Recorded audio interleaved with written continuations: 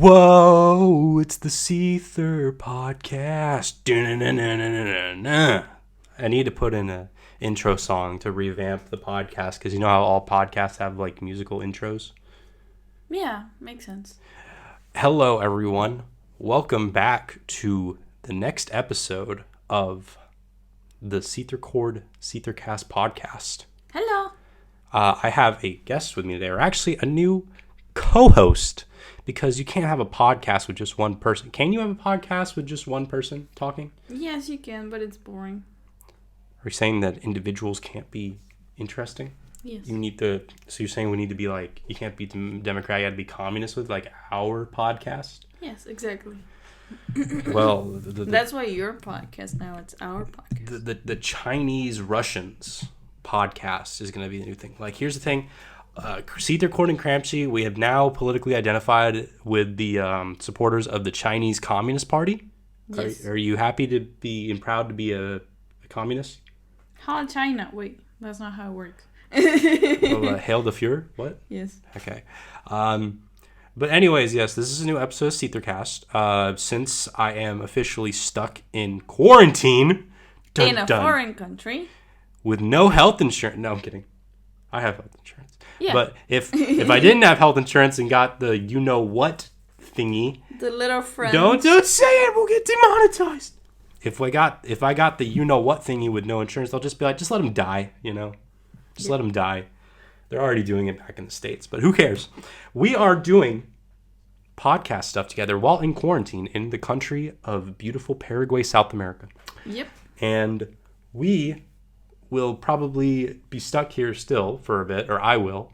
And with having a physical person here in the studio, because we're officially in our studio that we rented out for this place, which is KhramChee's room. And I'm renting it to my own boyfriend. Yes. She charges money. Because she's a gold digger. I'm just kidding. So, yeah, we'll be recording here. And we're basically just going to have, instead of doing like guest commenters, we might still have one every couple episodes, but not every episode a new guest. Instead, it will just be us maybe having a discussion of the week or a discussion of whatever podcast we're going to do and get some more content out for you guys. Yeah, pretty much. So, with that all out of the way, we can now get started with the next episode. The first one with official co-host KhramChee for SeetherCast. Or so we call it Seether and Cheecast. SeetherCast. Yes. Is the microphone close to you? Yeah, it is. Don't worry. It's going to make a lot of noise. Anyway, but no. I saw the bar go all the way up. We'll do that again. The recording software. So KhramChee, how do you feel, like, genuinely, since we're kind of introducing you as an official co-host for the podcast? So I'm not the main host, I'm a co-host now. How does it feel being... I'll be taking over. We've never done a podcast. Well, you've been on one episode like years ago, but Yeah. But how does it feel knowing that you're officially like a host of a podcast now? Like, how you got any ideas we can do for episodes? You got any interesting stuff we can talk about? I'm gonna be really lazy and just ask in the comments, what do you guys want us to do for the future episode? Mm-hmm. So, but anyways, since we thought it would be an interesting episode, since I've kind of had a whole life change since I've been in the beautiful country of Paraguay and the other beautiful country of Brazil, yep. It's interesting and all around just the whole continent of South America. It's important for us to talk about furries on the continent. Yep. So if you guys aren't aware, because I did some research and I love practicing geography as well, South America, if we qualify it, we don't count North America, which is the United States, Canada, Mexico.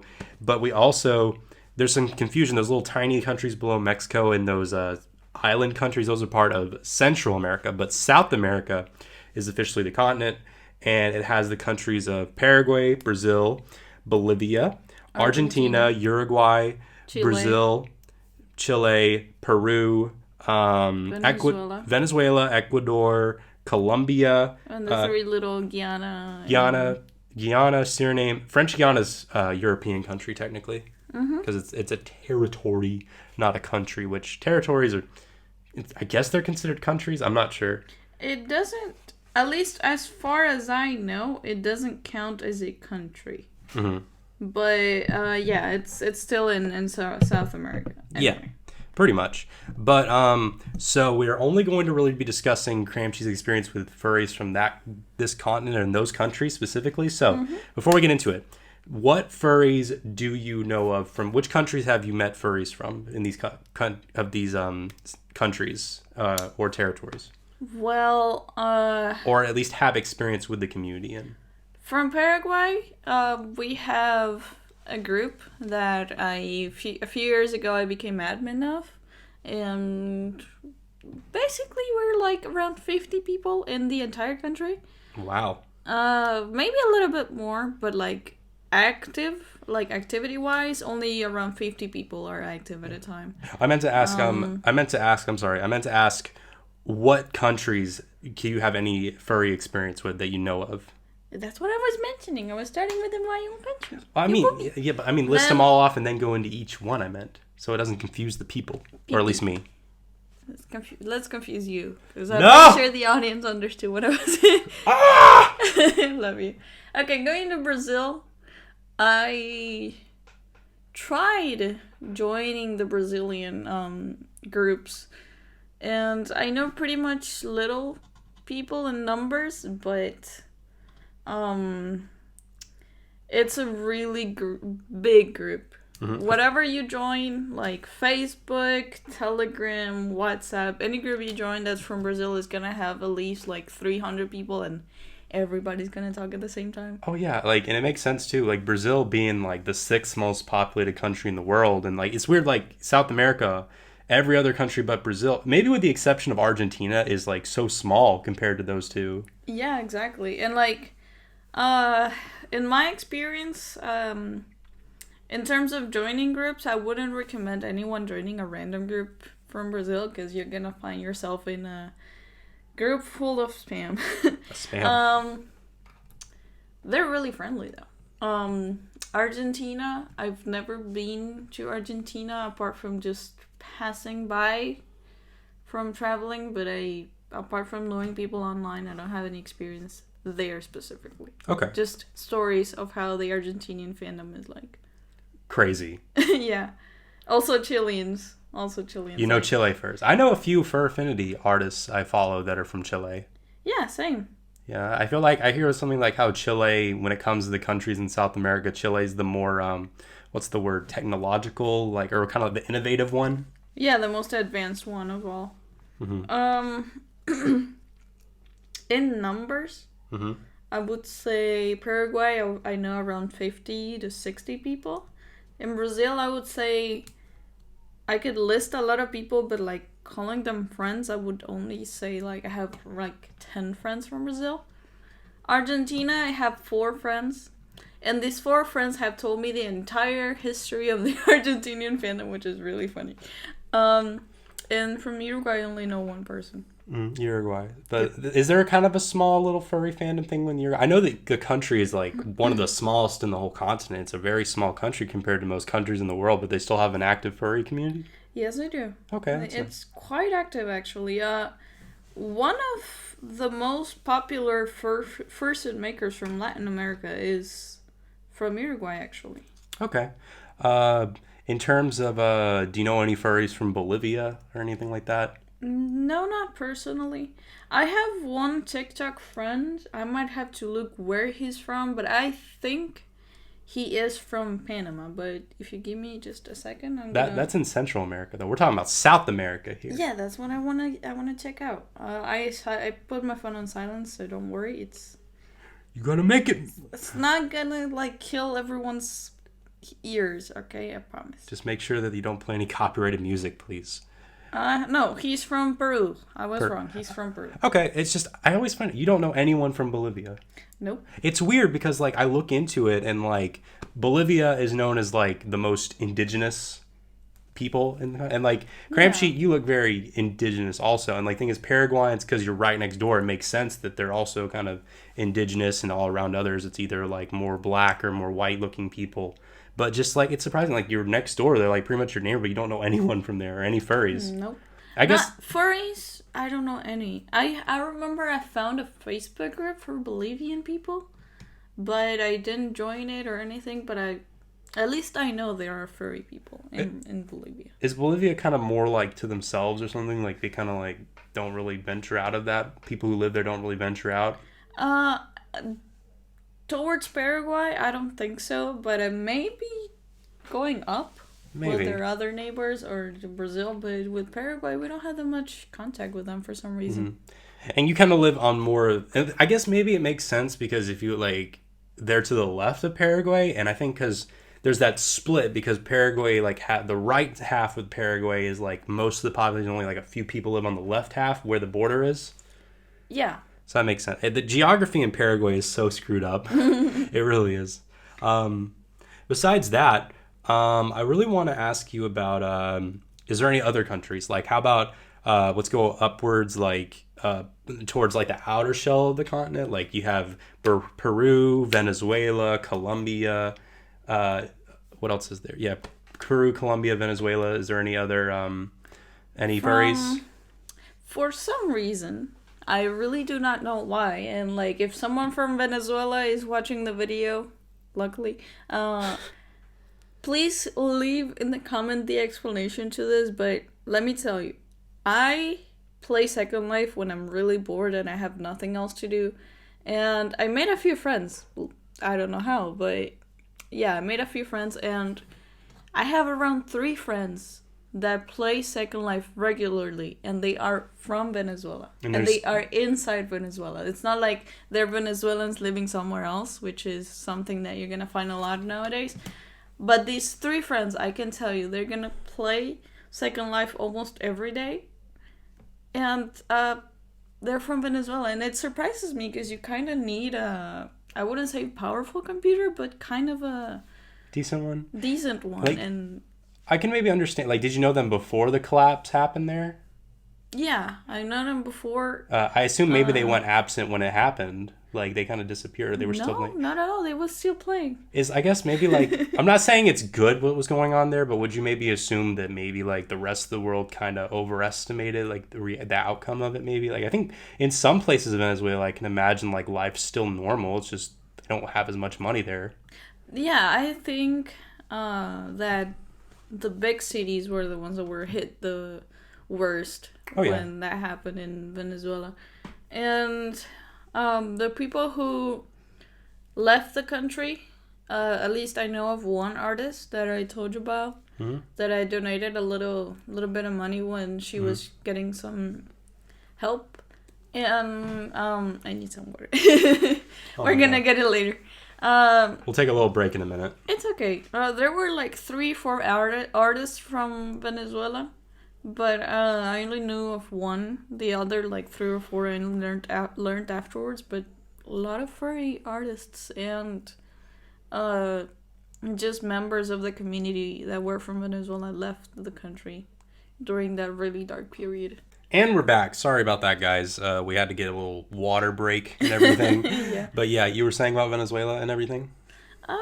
Long story short, a lot of people fled the country. What percentage of the country left? Like, I think 1/4 of the country left? I don't know. We might have to look that up afterwards. But the thing is that a lot of people were hit really bad because the country was... before that whole thing happened, a lot of the country was getting money from the government, and that's how the system worked for a lot of people there. And then I hope to God this doesn't get political or anything.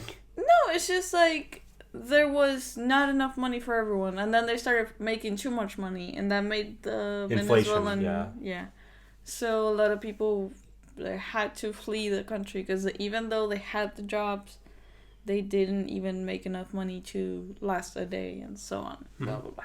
Makes sense. But other than Venezuela, do you have any experiences of furries from like Peru or Colombia?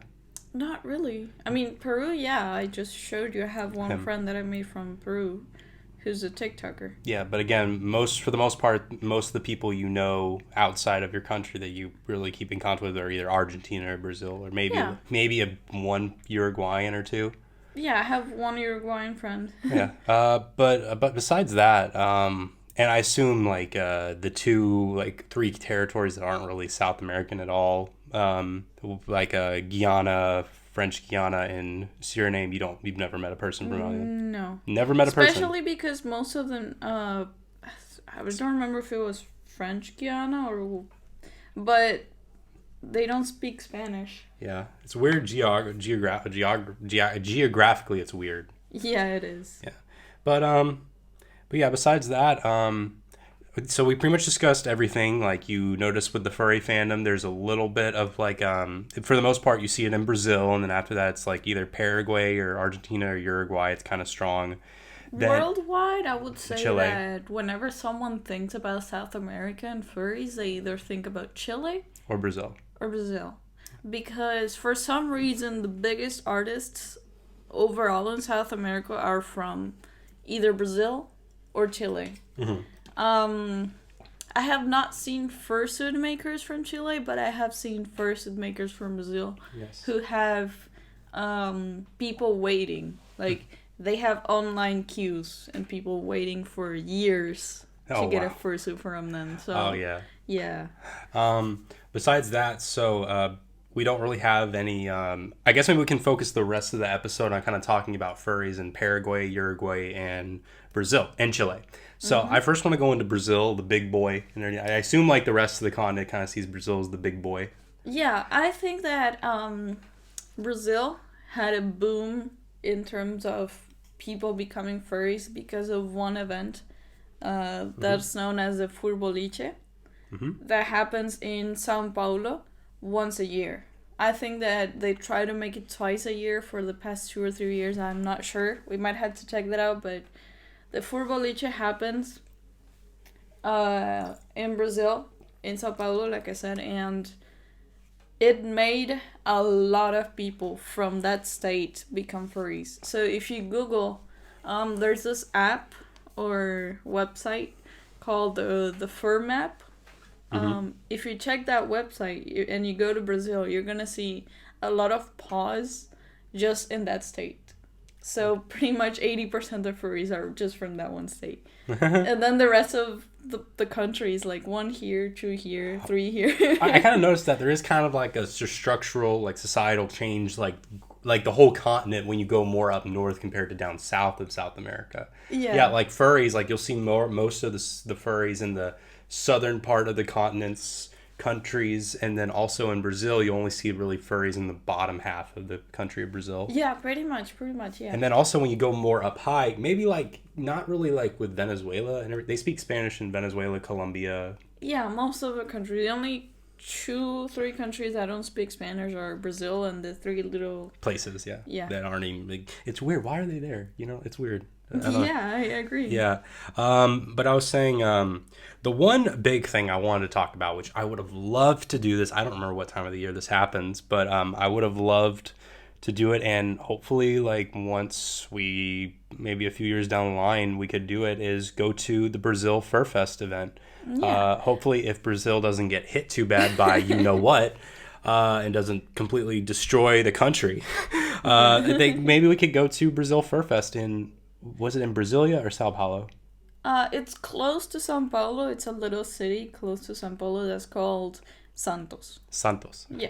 And Brazil Fur Fest is actually organized by the same people who organize the Furboliche. The thing is, like, I think to go to the Furboliche, the tickets, you buy them on the spot and they're really cheap. Because it's pretty much the ticket to get into the bowling alley. And all you do is you play bowling, and they have a prize for the winner.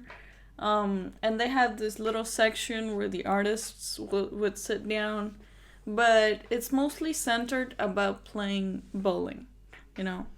Would you say that like Brazil Fur Fest has kind of like a different style to how they do the convention compared to like how furry conventions in either like Europe or America, or no, United States or Canada does? Not really, because the 2 creators or the 2 people who are the face of the event, because in reality there's a huge team behind it, but all you see is the 2 people who hold the microphone and are like, hey, welcome, blah blah blah. The team that organizes it has traveled around the world, and they go to furry, at least the biggest furry events around the world, and they get info from there, and they bring it back, and they, I wouldn't say copy, but they try to apply almost the same thing that they see in the other country. So it's kind of like a mixture of everything, like a melting pot of how geographically everywhere they do it. Because I don't know, I see, when it comes to like furries all over the world, I would say you mostly, well, I don't know of any like Mexican furries. I know I've met a few furries from Mexico. There's a lot of furries in Mexico. Well, like we mostly will see it here in like the lower half of South America. You'll see them more in North America furries. I don't know about Central America. The thing with Mexican furries is that they mix a lot with American furries, to the point that there's a lot of them that speak English fluently. And you're not going to notice that they're from Mexico. And that sometimes causes you to have a Mexican friend. Or a Mexican furry friend, and you don't know that they're from Mexico. Makes sense. They're right next door and everything. Yeah, that too. And to be honest, in Mexico at least, furries are not seen well, like at all. Especially because of one of their conventions, it appeared on TV, and plus to that, they had one section of the event that was dedicated to teaching BDSM techniques. Oh my god. So that kind of like burned the reputation of the furries in Mexico in general. God dang. I was saying, besides that, besides having furries in North America, the lower half of a good portion of South America, I would also say you would mostly see furries in Europe. Also, you see them in Europe. I would say Oceania, like mostly Australia and New Zealand, and then also. The thing with Australia though is that they have big cities, and these big cities are like in completely different spots of the whole country, and Australia's huge, and you're gonna have a lot of furries here, and then a lot of furries on the other end of the country. They're waving, they're like, "We're over here." Yeah. I can't find you. But I was saying, yeah, you would mostly see them in Oceania, mostly Australia and New Zealand, and then maybe in Asia. And Asia, I don't know of any like Indian furries. I would imagine most furries would probably be in either Japan or South Korea. But also, can I say one thing though? Yeah. I did meet one furry when I was in Louisiana for the Wizard World Comic Con, and I met this past year, and I met up with the furry group and everything for dinner. I met one guy who was from Hong Kong, China, and he was I asked him like, "Hey, is there like a big kind of like furry culture there, even though with how life is kind of like really more strict and different there?" And he was like, "Yeah, there's furries even with that stuff going on. A lot of furries in China." Yeah, I have a friend who was raised in Paraguay, but his parents taught him Korean, if I'm not wrong. He might come back to me and be like, "No, bitch, I'm from Japan," and slap me in the face. But I'm gonna say Korea for now. And when he grew up, he graduated here, and then his parents were like, "Okay, you're gonna take your knowledge from here, and we're gonna move to Korea, and you're gonna work there." And now he works there. He earns like 3 times more money than the amount he would earn here. Blah blah blah. And he actually told me that the drama on that side of the world is 10 times worse than it is here. In South Korea. In furry. Furry South Korea is just a drama fest. Furries, Japanese, and Chinese. Like, he speaks pretty much all 3 languages because of work. And he told me, like, doesn't matter if you go to Japan, if you go to Korea, if you go to China, the drama there... It's crazy. Is, like, it makes the United States drama because sometimes people think, oh, American furries are so dramatic, they make the entire world think that furries are bad now.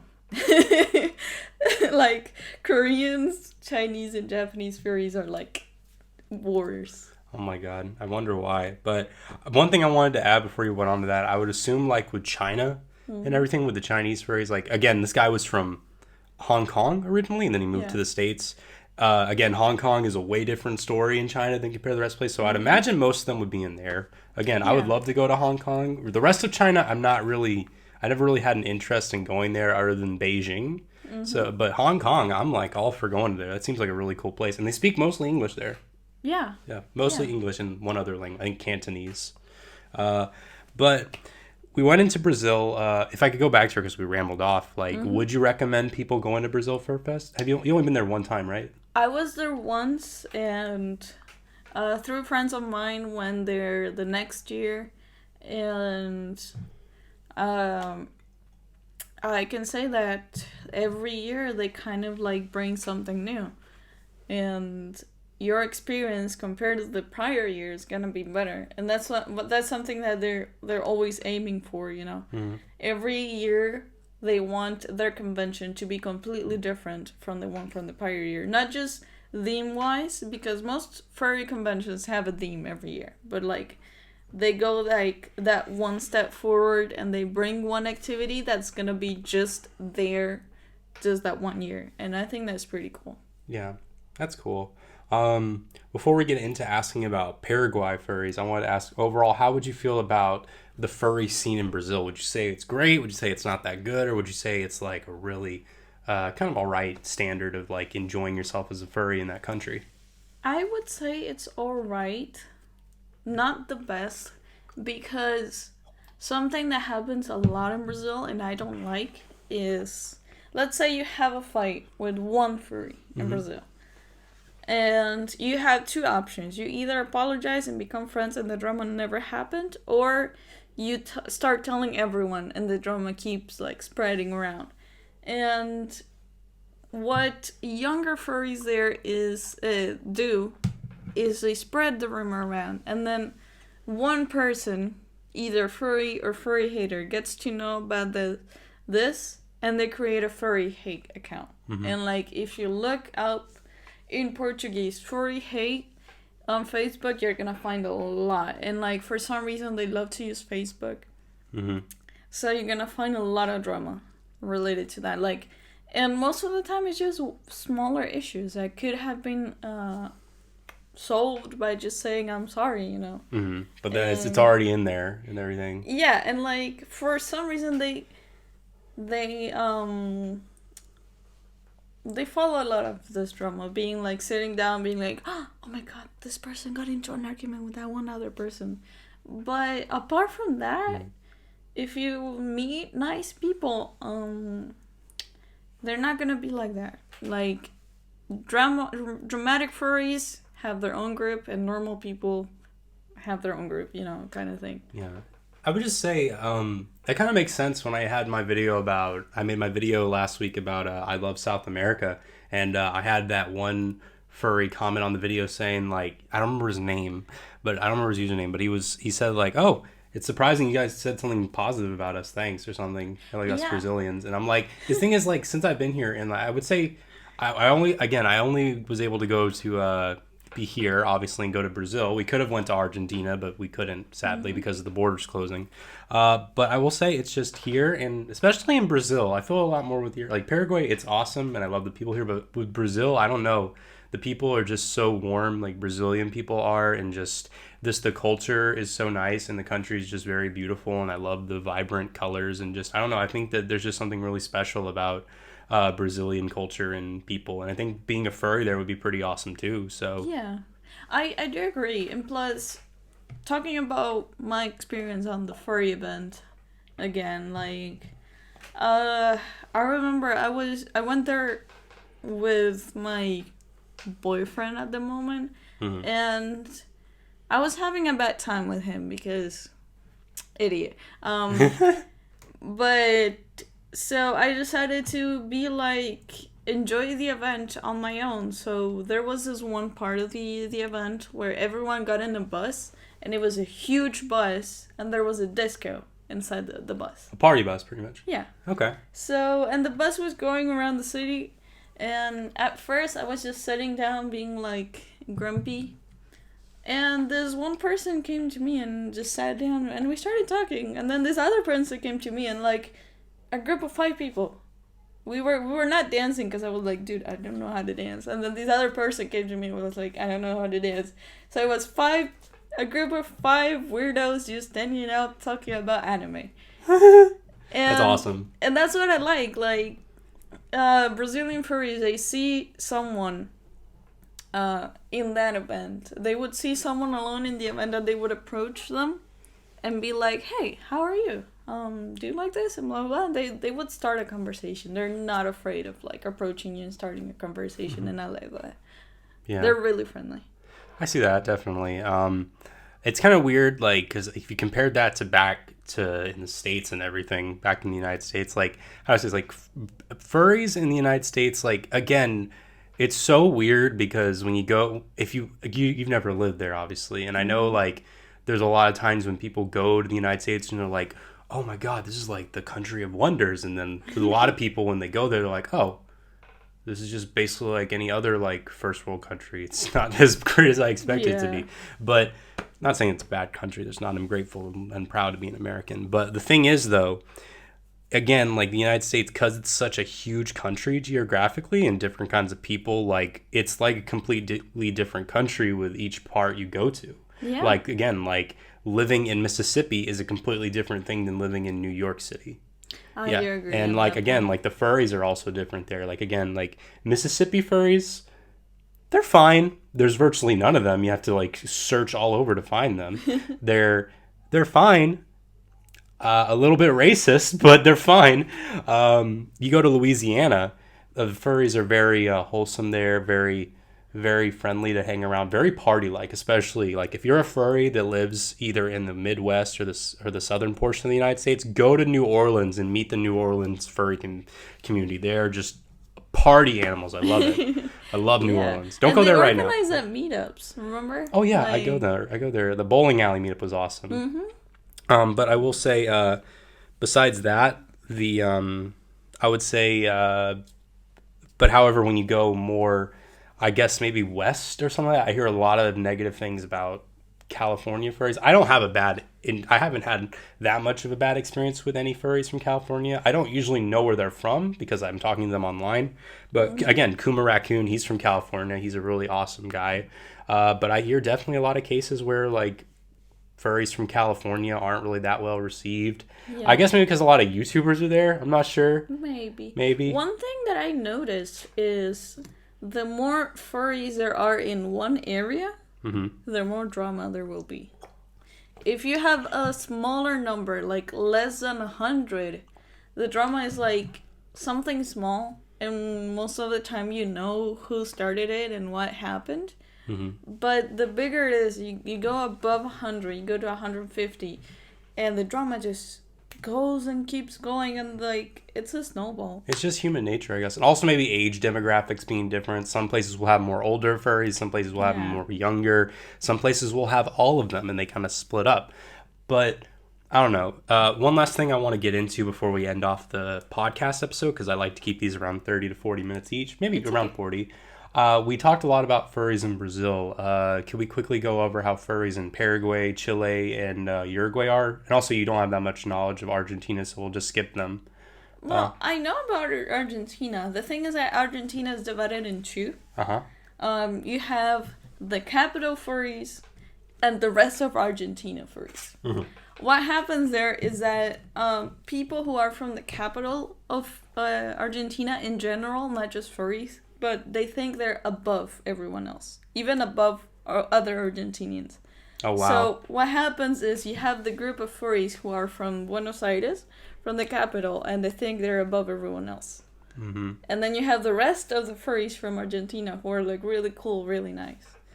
And for some reason they have like these little groups, and especially those little groups follow one person. Like I told you, there's one person from Argentina that's really well known all around the world, and she's a fursuit maker. And she thinks she is the best, and she actually gets mad at you if you had a fursuit from her and you sell it.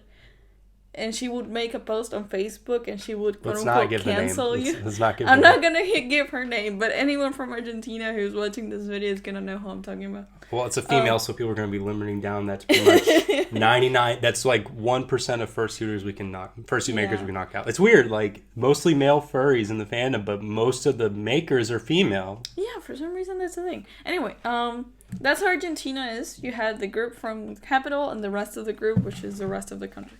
How about Chile? Chile, most of them are in the capital. And then you have those smaller, like 10 to 20 people group around the rest of the country. But like, they're really nice, they're lovely, and you're not gonna find them in their country actually. Like if you want to meet them, they, Chile is one of the best in terms of like earning money and getting a job at the moment. Is it expensive there? And they tend to travel a lot. There's a lot of... Can I interrupt? If that's all right? I noticed there's also a lot of furry artists in Chile. Yeah, like a lot of artists that you'll see in like, compared to Brazil and Paraguay and Argentina and Uruguay, there's furries, but like there's not that many artists. But then you go to Chile and like almost every person who's a furry in that country is an artist. Yes. Yeah. That's true. That's very, very true. One of my favorite artists is actually from Chile. Then Paraguay, we are pretty much small group still. We have always stayed at 50. And it's funny because we think that there's this thing with the group where the moment that it passes 55 people in the list, someone's gonna leave. And then the admins, we just sit down and look at the group and we're like just waiting for something to happen, and it always happens. Really? Yeah, something always happens to where the number goes back to 50. 55, 50. Never goes past 50. It's kind of like Bolivia in a way, Paraguay. It's kind of just like, maybe Bolivia has its own furry group too, but they keep it a secret, you know? Yeah, kind of. Like, I personally have been trying to like move a little bit of the group and like try to make meetups at the events, but the problem we have right now is that if they're not underage, they're in college. And both end up being really big issues when it comes to going out. So yeah, if they don't have an exam the following Monday, they have to go to school and blah, blah, blah. They have projects, blah, blah, blah. So yeah, they never have time to make for me. So kind of like, it's kind of one of those things, like it's a really small group of community of furries here. And so they really try to keep it alive. Yeah. And then also like they have to depend a lot on going to Brazil for meetups and everything, and meet up with Brazil. I bet like a decent portion of the furries are from Brazil also. Yeah, pretty much. And I would assume Iguazu. Is there Iguazu furry, or mostly they just know them online, like when they're in Sao Paulo or more up north? Most of them are online. I actually just know 2 people from Iguazu. Okay. And last one, the tiny little boy Uruguay. Is there any how is the furry community there? They are really united, and they're mostly from the same city, Montevideo. And I know one person there that's a fursuit maker. She has her YouTube channel, and she would post videos of the fur meets, and pretty much she's the one who organizes them all. Awesome. Because it's like they're friends. They live close by. If something is happening, they all go together. So it's like a group of 5 to 6 people who are always like posting stuff. Makes sense. But that's pretty much everything we have to really cover with furries in South America, or like, mostly Brazil. Is there anything else left to add that we missed out on to mention, or are you good to go? Let me think. I don't know. I don't know. I don't know. One thing that I have to say though is I want more furry conventions in Paraguay, and not just in Paraguay, like in South America. We have 1 in Argentina and 2 in Brazil, and that's it. Makes sense. I would love to see 1 in Chile. Yeah, okay. That would be cool to do. That's all. But that's pretty much it. That's pretty much the first episode of SeetherCast we had kind of in the new season. Can we call it season 2 of SeetherCast? Yeah. Or with KhramChee now as the official host. Since I'm going to be stuck here a lot longer with the situation, we will not name because we want to make sure to still make money off of it. Virus. No, we can't say that word either. They might detect. Who knows what they detect? They won't tell us. But yeah, we'll be able to record a couple more episodes. Definitely get more content out there. We'll probably maybe post it to SoundCloud or Spotify. Who knows? Maybe I should. You think we should? I do agree, so maybe. Okay. So, again, thank you all so much for watching this episode of SeetherCast. Tell me any social media shit you need to post out there, let people know of. Nah, it will all be in the description. Yep. Make sure, if you guys enjoyed this video, please consider... I forgot my freaking outro again. If you guys enjoy the video... Okay. If you guys enjoy this content and want to further help out the channel, there's a fucking motorcycle outside. Goddamn. Sounded like a fart. No. If you enjoy this content and want to further help out the channel, please consider donating to our Patreon, link down below. Also, make sure to smash that like button, turn that notification bell, and subscribing all together. Oh, and donate to the coffee, too, if you don't want to make a monthly donation. Do like $3, $1, $5 donation, whatever you want. Check out the main gaming channel, SeetherCord Games. We're playing through Wii Sports Resort right now. Yes. And probably get to Kirby's Epic Yarn maybe soon. And also, check out the no commentary gaming channel, Seether Chills, if you want some quietness. And that's pretty much it. So thank you all so much for watching this episode of SeetherCast. I've been SeetherCord. I've been Quincy. Get closer and say it. What? Say it again. Get closer. I've been Quincy. And we'll see you guys in the next video. Bye, everyone. Bye, everyone. Love you, Seether. Bye-bye.